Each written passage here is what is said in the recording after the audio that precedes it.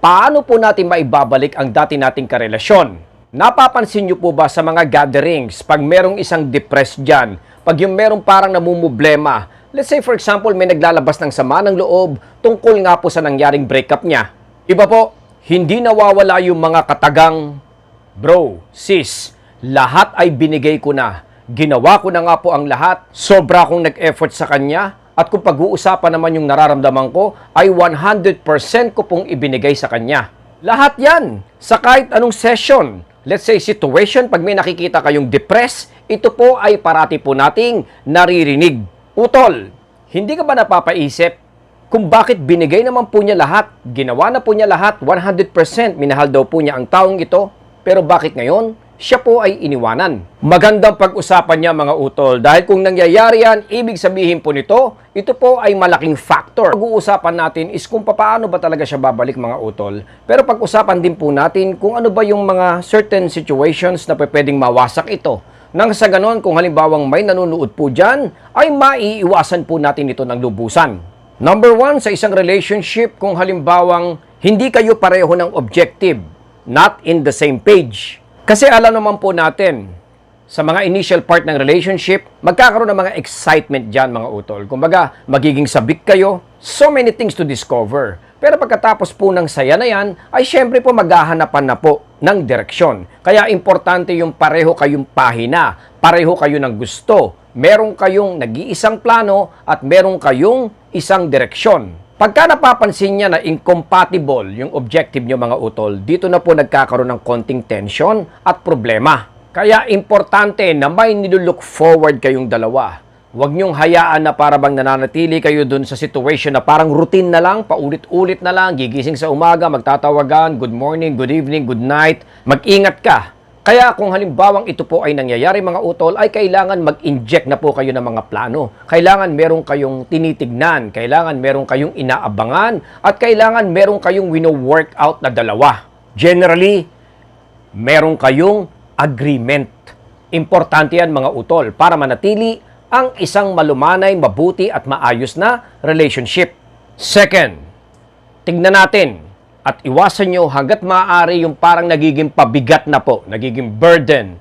At kumbaga, nakikreate nga po ng pressure ang isang relationship. Normal ito mga utol dahil in a relationship, hindi maiwasan yung mag-demand, hindi maiwasan yung hanapan natin yung ating partner. Kaya kung napapansin niya na ito po ay nagsimula sa pressure tapos nagiging parang pabigat na mga utol, kumbaga para bang hinihila na siya. Example dito yung meron siyang gustong ma-achieve, gusto siyang marating, may gusto siyang puntahan, or may gusto siyang mangyari. Tapos mismong tayo po ang pumipigil dito wherein wala naman pong masama siyang nakikita rito. Makikita kanya as an obstacle. Yun na po yung parang magde-decide at magsasabi sa kanya na tayo po ay parang nagiging pabigat na mga utol. And then later on, mararamdaman niya ito bilang problema. Tandaan natin na kayo pa rin po ay magkaibang individual. At lahat naman po tayo mga utol ay may mga sariling gusto, may sariling happiness, may mga passion po tayo at syempre po meron din po tayong sariling buhay, may sariling pamumuhay. Alam natin mga utol na pagka kayo po ay nagkarelasyon, kailangan pareho kayo ng page. Pero syempre, dapat gagalangin din po natin, rerespetuhin at syempre po, susuportahan din po natin yung ibang gusto niyang mangyari. For example, yung kanyang buhay. Halimbawa dyan mga utol, may mga sarili siyang kaibigan. Dapat hindi po natin siya pinipigilan doon. Dapat po, siya po ay nakakaramdam ng suporta magmula sa atin.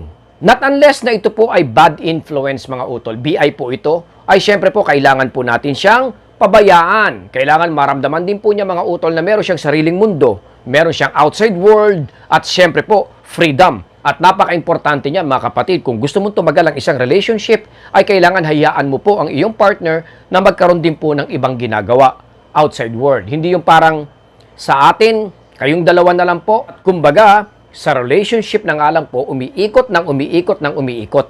Ngayon po, pag-usapan na natin kung paano naman natin ito may babalik.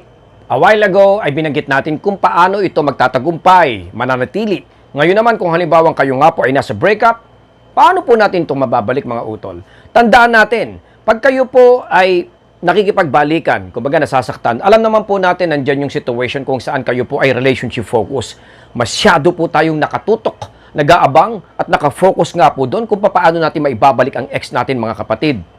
Mali po yun. Don't just ever focus on winning your ex. Focus on the positive things. Focus on the right things. Huwag tayong makinig sa sakit. Tignan po nating mabuti yung kung ano yung opportunity na nangyari sa inyong dalawa. Dahil, tulad nga for example, na ibalik natin ang ex mo mga utol. Sa mga panahon na kayo nga po ay parang nasasaktan pa, may mga negative feelings pa sa isa't isa, do you think magtatagal po yun? Siguro bago magpasko ay magkakahiwalay din po or magkakaproblema. Regardless po kung ano ang nangyari sa inyong dalawa, kung halimbawang kayo nga po ay nagkakasiraan pa sa mga oras na to mga utol, maging inspirasyon ka na gawin natin ang tama. Be the first one na magpakita sa kanya na kayo nga po ay very much okay mga utol. Mag-focus tayo na patayin yung mga apoy na pilit po niyang sinisindihan, di ba? Sa mga coaching session nga po natin, binabanggit ko, ang ex mo, parang may dalang pospro yan or lighter, na lahat ng nakikita niyong opportunity, uy, papel, sisindihan niya yan. Uy, karton, sisindihan niya yan. Uy, buta, sisindihan ko yan. Uy, madilim, sisindihan ko yan. So, lahat ng mga part na yan, mga utol, ay talaga naman pong sisilaban niya nang sa ganun po ay mag-init pa rin po ang breakup. Bakit? As a dumper, mga kapatid, alam naman po natin na gusto niyang panindigan ito. At tulad nga ng sinasabi ko, most of them ay hindi sigurado dito. May mga doubts sa kanilang mga naging desisyon. So kung halimbawa nga pong may mga doubts siya, syempre kailangan niya ng validation dito mga utol in order for them to feel na tama nga po ang breakup. Ano ang kailangan niya? Posporo. Kaya ang dapat natin gagawin dito mga utol ay talaga naman pong patayin lahat ng apoy. Magdala ng tubig, isprayan lahat ng mga pwedeng panggalingan nga po ng away, init, or problema. Focus on being positive. Kahit nga po sabihin natin na good connection bilang kaibigan mga utol, gawin po natin ito. He or she will definitely associate po yung sarili niya sa'yo in a positive way. Para ma-achieve ito mga utol, ay kailangan respectfully galangin po natin yung mga boundaries na nilalagay niya. Hindi ako nagkukulang sa paalala niya dahil yung simpleng telepono lang, boundaries na po yan. For example, ayaw kanyang replyan, tayo naman po mangungulit, di ba po? Pipilitin natin, tatanungin natin siya, o bakit? Bakit hinahadlangan mo ko, bawal ba? So yung mga point na yun, mga utol, ay parang disrespect na nga po ang dating sa kanya. Sa atin, of course, hindi. Dahil ang intention natin is to fix the relationship. Pero we have to understand, dumper po ang kausap natin at hindi na po yung dati nating nakarelasyon. Kaya nga kanina binabanggit ko, kailangan mong maging influencer sa ex mo mga utol. He or she needs to understand deeply na gusto mo nang lagpasan yung mga naging problema na yon. Hindi yung para bang gusto mo pa lalong painitin at pag-usapan. Kadalasan dyan, pag tayo po ay nasa breakup, di ba po? Tara mag-usap tayo. Halika rito, magkita tayo. I-deal natin yan, pag-usapan natin yan. Sa atin, ang dating is parang finifix or inaayos natin ang problema. Pero tandaan natin sa mga dumper, ito po ay parang nakikipag-away ka, parang naghahamon ka mga utol. Kaya kailangan ikaw po ang mauna para ma-influence mo ang ex mo. Dapat maintindihan ng ex mo na na-overcome mo na yun. Kumbaga na-outgrow mo na yun at looking forward ka na nga po sa mga pagbabago. In that case, magiging positibo po agad ang tingin ng ex mo sa'yo. May natural effect yun eh. Ang mararamdaman niya of course, yung mga good qualities natin. Pagka nangyari yan, magiging interesado siya to spend time with you mga utol. Telepono, pag-uusap, or even kamustahan. Simple mga utol, you need to be the first one para makita ng ex mo na una kang humahakbang doon. Minsan kasi ang pagkakamali yung parang pinatutunayan natin sa ex natin na nilet go na natin siya in a negative way, sa masamang paraan, kumbaga pinapamukha pa natin guilty sometimes. Kaya dapat ang pinaparamdam natin sa kanya na para bang okay na. Kumbaga, para bang hahakbang na ako doon, naintindihan ko na lahat, wala akong masamang tinapay, at kumbaga, nandun pa rin yung aking respeto. Pero, hindi ako makikipag-away, hindi ako galit sa'yo. So, pagka pumunta ka doon, mga utol, of course, ang ex mo mapapalingon doon at mapapangiti at mapapaisip kung bakit hindi ka niya samahan doon sa situation na yon kung saan nakikita niya na kayo nga po ay naturally okay. By simply letting your ex see on daylight at maramdaman nga po niya mga utol na kayo po ay parang naging okay na kumbaga walang bit-bit at walang hinanakit ay sigurado pong mai-influence natin ang ex mo na sumama doon mga utol. Kaya sa mga previous vlogs natin ay lagi kong sinasabi na kailangan po parang tag team kayo ng ex mo. Kung halimbawa sinabi ng ex mo na magkaibigan kayo, tag team pa rin yan. Pagka sinabi ng ex mo na Okay, sige, hanapin muna natin yung mga sarili natin.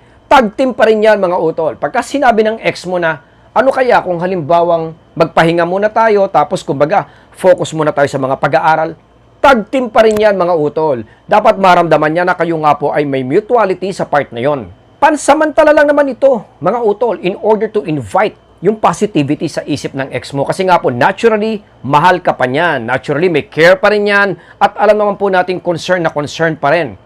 Mostly ang mga ex. Kaya kung nagtatanong tayo, ang sakit kapapong, ano po ba ang uunahin ko? Iiyak ba ako?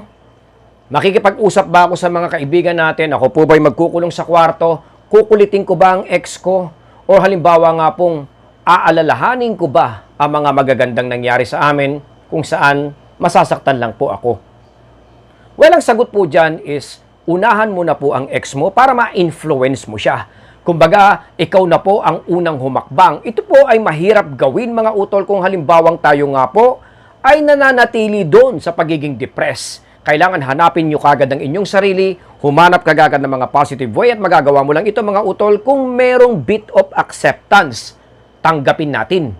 Pagka nangyari yan, mapapansin mo, araw-araw, minu-minuto kayo nga po ay magiging mabuti at magiging better. Pagka nangyari yan, mga utol, humakbang ka agad at wag na wag mong pakikita to sa ex mo nang sa ganun ay sumama ang loob niya. Natural, mag-i-invite ka pa rin ng negative thoughts sa inyong dalawa. Kailangan makita po niya ito as an influence na pwede po niyang sundan. Marami po ang nagsasucceed dito, mga utol. Pero I'll be honest with you, ito po ay nagsisimula nga po sa sariling pag-iisip at pakiramdam. Be sincere sa recovery natin at isipin po natin na wala naman po talagang ibang tutulong kung hindi ang ating sarili, mga utol. Hanggang dito na lang po muna si Papong TV.